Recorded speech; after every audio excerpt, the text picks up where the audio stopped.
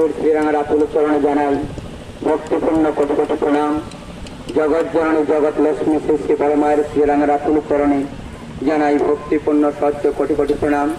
পরম পূজ্য পাদ ভক্ত প্রবর শ্রী শ্রী বরদার শ্রীরাঙা রাতুল চরণে জানাই আমার ভক্তিপূর্ণ সত্য কোটি কোটি প্রণাম।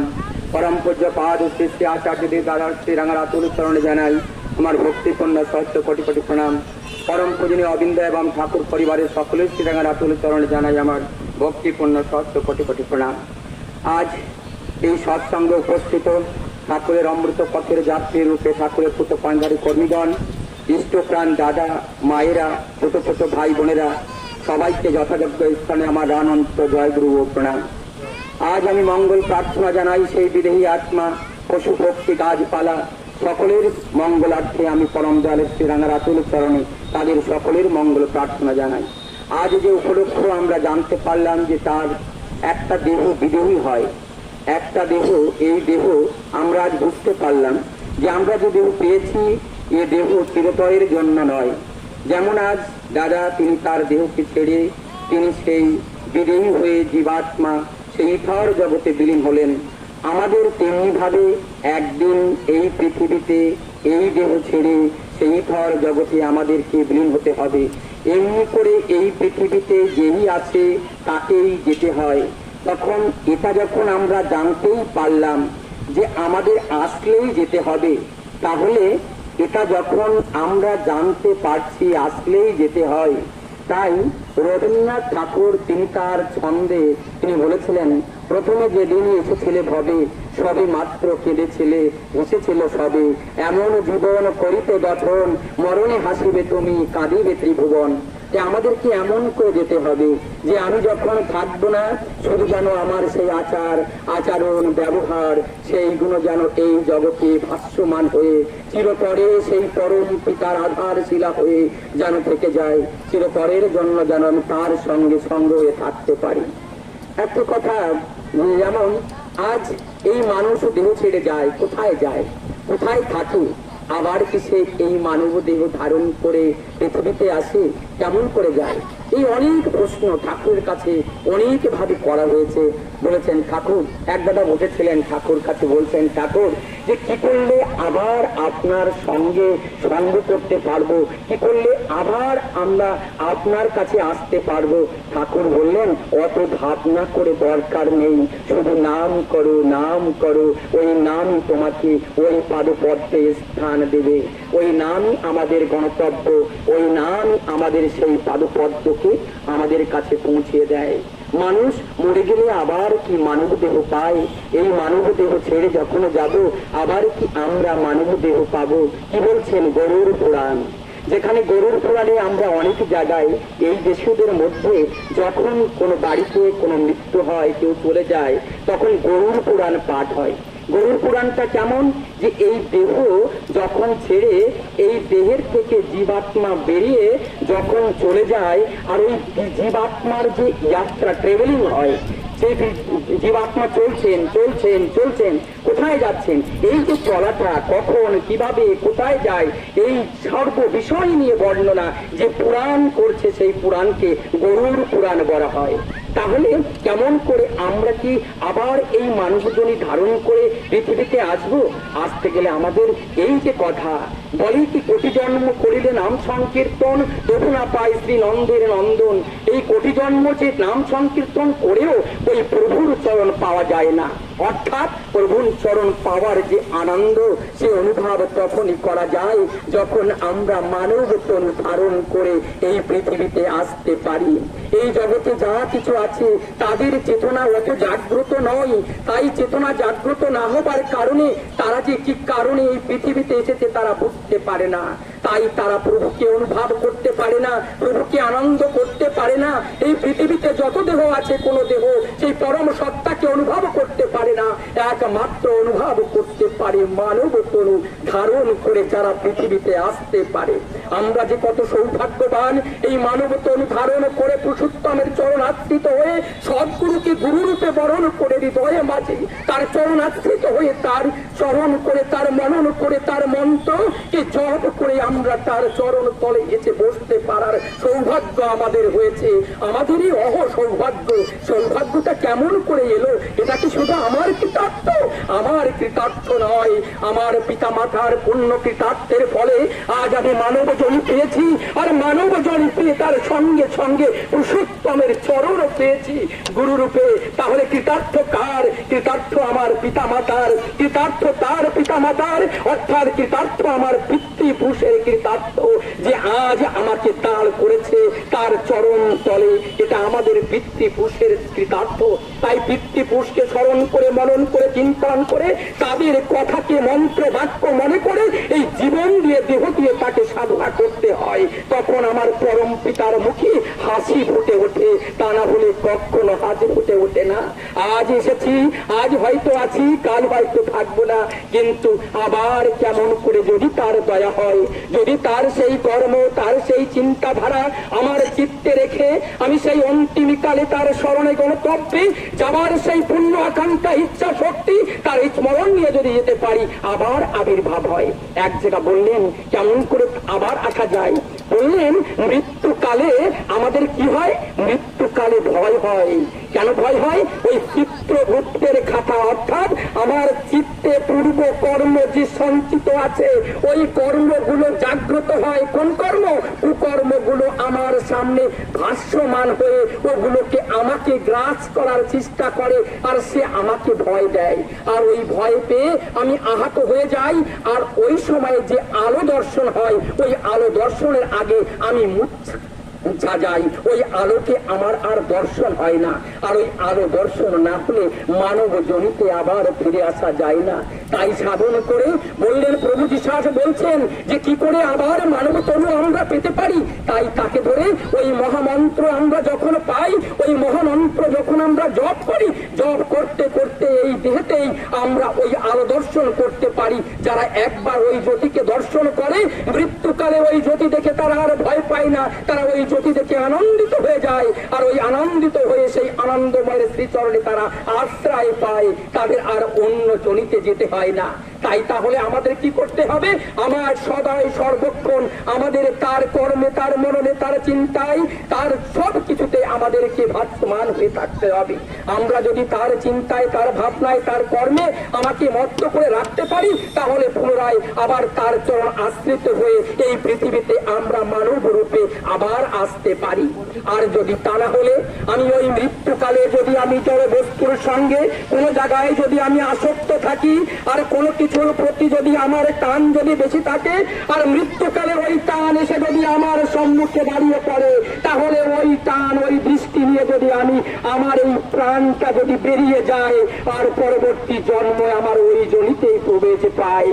তাই আমার সদাই সর্বক্ষণ তার চিন্তায় তার কর্মে আমাকে মেতে থাকতে হবে। তার কর্মে তার চিন্তায় যদি আমি মেতে থাকতে পারি, তাহলে ওই অন্তিম কালে আমার সামনে ওই ভয় আসবে না, আমার সামনে কিছুই আসবে না। আমার সামনে তিনিই আসবেন, আর হাসতে হাসতে তিনি আমাকে বলবেন, কি বলবেন? তিনি আমাকে বলবেন, তোর আর ভয় নেই, আমি আছি তোর সঙ্গে, আমি আছি, আর তোর ভয় নেই। এমনি করেই একটা ঘটনার কথা মনে পড়ে গেল। একটা ঘটনার কথা, ত্রৈলোক্যনাথ চক্রবর্তীর কথা অনেকে শুনেছেন। সৎসঙ্গের প্রথম ঋত্বিক ঠাকুরের শ্রীমুখে বলা ছিল, যদি কোনোদিন সান্ডাল্য বিশ্ববিদ্যালয় হয়, ওই বিদ্যালয়ের গেটে ওই ত্রৈলোক্যনাথ চক্রবর্তীর একটা ফটো সেখানে লাগিয়ে রাখি।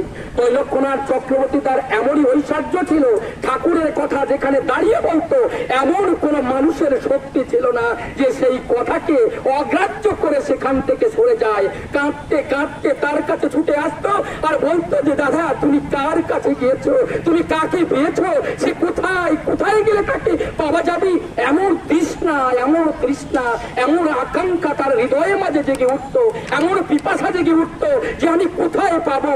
হায় প্রভু বলে সে যেন একটা মুভমেন্ট যেন নিজেকে স্থির করে রাখতে পারতো না। সেই ত্রৈলোক্যনাথ চক্রবর্তী যেদিন তার অন্তিম দিন, তিনি কি করলেন, তার স্ত্রী পুত্র এক এক করে সবাইকে সরিয়ে দিলেন নিজের থেকে দূরে। তার বৌমা তার কাছে আছেন, তার কাছে আছেন, তার বৌমা বসে আছেন। এখন তিনি বলছেন ঠাকুরের পতর দিকে তিনি যেন দুহাত দিয়ে বাড়িয়ে যেন তার দিকে অকপট হয়ে যেন তিনি থেকে চেয়ে রয়েছেন। বলছেন, বাবা আপনি ঠাকুরের দিকে চেয়ে কি বলছেন?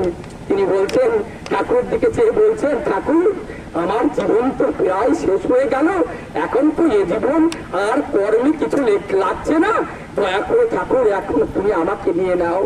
আমি আর থেকে এই শরীর দিয়ে আমি তো আর তোমার কোনো কর্ম করতে পারছি না, তা থেকেই আর কি লাভ আছে? এমনি করে কথাটা বললেন।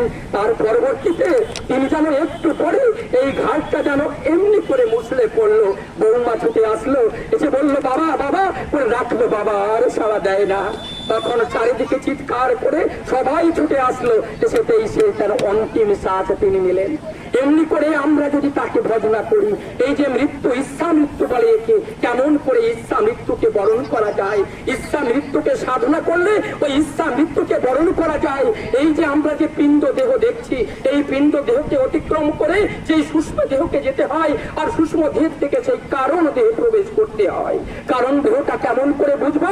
এই যে তখন এই দেহ ছাড়ন ছেড়ে আমরা যখন চলে যাই, তখন দেহটা কোথায় থাকে? শুধু এই পিণ্ড দেহটা থাকে না, কিন্তু আর সবকিছু থাকে। মানুষ করে, মানুষ বলে কি বলে? মানুষ চলে যায়, সে কিছু নিয়ে যায় না। মানুষ চলে যায়, কিছু নিয়ে যায় না, সে সব নিয়ে যায়। কেমন? তার কর্মফল তার পিছু পিছু যায়। ওই কর্মফল ভোগ করার জন্য পুরো বার তাকে এই পৃথিবীতে আবৃত্তি হতে হয়, তাকে আসতে হয়। কখন আসতে হয় না? যখন নিষ্কাম কর্ম করে, যে কর্মের ফল তাকে নিজেকে ভোগ করতে হয় না। যখন নিষ্কাম কর্ম করে তখন সে কি হয়? সে পরম ধামে চলে যায়। পরম ধামে অর্থাৎ সেই সত্যের সঙ্গে, সেই সচ্চিত আনন্দ স্বরূপের সঙ্গে বিলীন হয়ে যায়। আর সচ্চিত স্বরূপের সঙ্গে বিলীন হয়ে গেলে পরম দয়াল যখন তার ইচ্ছা হবে তখন তিনি প্রেরণ করেন। আর প্রেরণ করলে তার পার্ষদ রূপে এই পৃথিবীতে তার কর্ম করার জন্য শুধু তার আবির্ভূত হয়। যেমন হয়েছিলেন ঠাকুরের পার্ষদ, যেমন হয়েছিলেন ভগবান শ্রীকৃষ্ণের পার্ষদ, যেমন হয়েছিলেন ভগবান রামের পার্ষদ, এমনি করে তাড়াতাড়ি এই অবতরণ হয়। আর যে জীবীগুলো তাদের কি হয়? যারা এই যারা এই কেবল ভৌতিক কর্মের মধ্যে লিপ্ত থাকে, তারা যেমন কর্ম করে তার পরবর্তী জন্মে সেই জনিতে পায়। তাই সেই ভ্রমিত জনিতে ভ্রমণ করতে করতে ঠিক সাপলুডুর মতো মাথায় উঠে যাবার মতো হয়, আবার সাপের মুখে পড়ে, পড়ে আবার লেজের দিকে আসে, আবার লেজের দিকে চলা শুরু হয়, আবার সেই শুরু থেকে শুরু হয়, হতে হতে আবার চলতে হয়। এমনি করে আমাদের এই জীবন যাত্রা চলতে থাকে। আমরা একদিনের নয়, অনন্ত দিন ধরে, অনন্ত জীবন ধরে এই পৃথিবীতে আসা যাওয়া করি। আমাদের একদিনের এ জীবন নয়। আজ যে আমরা মানব জীবন পেয়ে সদ্গুরু গ্রহণ করে আমরা যে মনে করছি, আমার মনে হয় এই এক জন্মেই সব হয়েছে, এক জন্মে সব হয়নি। অনন্ত জন্ম পিছনে আমাদের ছুড়ে আছে সেই অনন্ত জীবনের ফল। আজ আমরা মানব তনু পেয়েছি। আজ এই মানব তনু পেয়ে মহামানবের অনুসন্ধান যদি আমরা না করি, তাহলে এই দেহের কোনো মূল্য হয় না। এই দেহ একবার যদি হারিয়ে যায়, পুনরায় এই দেহ আবার পাবো কিনা তা কখনো বোঝা যায় না। আবার সেই হায় কৃষ্ণ, হায় গৌরাঙ্গ, আবার সেই হায় রাধা, হায় রাম, হায় ঠাকুর করে আমরা বেড়াতে থাকবো। কোথায় গরু হয়ে, কোথায় গাধা হয়ে, কোথায় খরগোশ হয়ে, কোথায় জঙ্গলি জানোয়ার হয়ে, কোথায় পাহাড় হয়ে, পর্বত হয়ে, কোথায় গাছপালা হয়ে আমরা দাঁড়িয়ে থাকবো। আবার সেই অপেক্ষায় কবে সেই গুরুর চরণ পাবো। এমনি কর্ম করতে করতে আমরা পুনরায় আবার মানব তনু যেদিন পাবো, সেদিন সেই পরম আস্বাদন আবার আমরা ফিরে পাবো। এমনি ভাবে আমাদের এই জীবন চক্র চলতে থাকে, চলায়মান হয়ে থাকে। এই জগতে শুধু একটাই কর্তব্য, কি আমাদের দায়িত্ব নির্ভর করে চলতে হবে। দায়িত্ব ছাড়া জগতে আর কিছুই নেই। এই যে একটু আগে যে গান হলো, কেউ নাই কিছু নাই, তুমি আর আমি, তুমি প্রভু আমি দাস, হে রাধার স্বামী। জগতে কেউ কারোর কিছু নাই, এইটাই বুঝতে হয়, কেউ কারোর নেই। যখন অন্তিম সময়ে চলে যেতে হয়, অগ্নিকুণ্ড সাজানো থাকে, ওর পরে চিতা যখন দাউ দাউ করে জ্বলে, ওই চিতার পরে যখন এই মৃত্যুদেহ যখন জ্বলে, তখন সেদিনে আমার স্ত্রী, পুত্র, আমার মাতা পিতা, ভাই বোন, সহযাত্রী যারা, তারা কেউ থাকবে না। দূরে থেকে হয়তো অশ্রু দিয়ে দুফোট নয়ন জল বর্ষিত হবে, কিন্তু আমার সঙ্গে কেউ থাকবে না। ওই অন্তিম দিনে শুধু থাকবে আমার পরম দয়াল। তিনি তো আমার আজিরও থাকবে, কালও থাকবে। তিনি তো অন্তকাল, তিনি তো শয়নে শয়নে অহনিশি, তিনি সবাই সর্বদা তিনি তো আমার সঙ্গে থাকেন। কেননা এই দেহের মধ্যে তিনি যদি না থাকিতেন আমি কথা বলতে পারতাম না। তিনি যদি এই দেহের মধ্যে না থাকিতেন তাহলে আমি বাঁচতে পারতাম না। তিনি যখন এই দেহের মধ্যে না থাকেন তখন এটা পচা শুরু হয়ে যায়। তিনি আছেন তাই আমি পড়ছি না, তিনি আছেন তাই আমি বলছি, তিনি আছেন তাই আমি চলছি। তাহলে তিনি যখন দেহের মধ্যে আছেন তখন কেন আমরা মন্দিরে মসজিদ এখানে ওখানে তাকে খোঁজ করে বেড়াই? আমি কেন খোঁজ করি না এই দেহের মধ্যে তিনি বসে আছেন? এই দেহকে কেন ভালোবাসি না? এই দেহ মন্দিরের মধ্যে প্রভু বিরাজিত থাকে, তাকে কেন খোঁজ করি না? তাই আমাদের ব্রহ্ম আমাদের বেদে বলছেন অথচ ব্রহ্ম জিজ্ঞাসা, যেদিন আমার মধ্যে জাগ্রত হবে যে আমি কে, আমি কোথা থেকে এলাম, আমি কি করব, আমি কি করতে এসেছি, আমাকে কোথায় যেতে হবে, এই প্রশ্ন যতদিন পর্যন্ত আমার হৃদয়ের মাঝে জাগরণ না হবে ততদিন মানব জীবনের সার্থকতা কোনো দিন হবে না। আর এইটাই হলো তৃষ্ণা, এইটাই হলো পিপাসা। এই তৃষ্ণা এই পিপাসা যদি জাগ্রত না হয় তাহলে তাকে এই ফটোর ভগবান বলে মনে হয়, তাকে জীবন্ত বলে মনে হয় না। তিনি ফটোর ভগবান নয়, তিনি সাক্ষাৎ। যখন যে সময় আমি তাকে ডাকি তার চেয়ে আমাকে সামনে সে উপস্থিত হতে পারেন। ভক্ত প্রহ্লাদ বলেছিল খাম্বার মধ্যে ভগবান আছে, তাই ওখানে কি বললেন নরসিংহ রূপ ধারণ করে, ওই নরসিংহ রূপ ধারণ করে তিনি এসেছিলেন হিরণ্যকশ্যপু বধ করার জন্য। শুধু ভক্তের ডাকে তিনি এসেছিলেন। এমনি ভাবে ভক্তের ডাকে ভগবান তিনি সদাই সর্বক্ষণ আসা যাওয়া করে। আমরা আবার যদি ডাকি, আমরা যখন বললে নহং তিষ্ঠামি বৈকুণ্ঠে যোগিনাং হৃদয় নাচা মধুভক্তা যত্রে গায়ন্তি তত্রে তিষ্ঠামি নারদা, তা তিনি না তো মর্তে থাকেন, না স্বর্গে থাকেন, না ঋষিদের হৃদয়ে থাকেন, তিনি ওইখানে থাকেন যেখানে আমার ভক্তগণ আমার গুণগান কীর্তন করেন। আজ যেমন আমরা বসে তার প্রার্থনা করলাম, তিনি এখানে আছেন। তাই তিনি যে আছেন, তিনি জীবন্ত আছেন। কোথায় আছেন? আমার হৃদয় মন্দিরে আছেন। আমার হৃদয় দেবতা, আমার প্রাণ দেবতা, তিনি আর কোথাও নাই। কোথায় খুঁজতে হবে? এখানে খুঁজতে হবে। আর এখানে খুঁজতে গেলে আমাকে জানতে হবে আমি কে। সবার মঙ্গল প্রার্থনা করে আমি আমার বক্তব্য এখানে সমাপ্ত করলাম। আপনাদের সবার মঙ্গল প্রার্থনা পরবর্তী রাতুল চরণে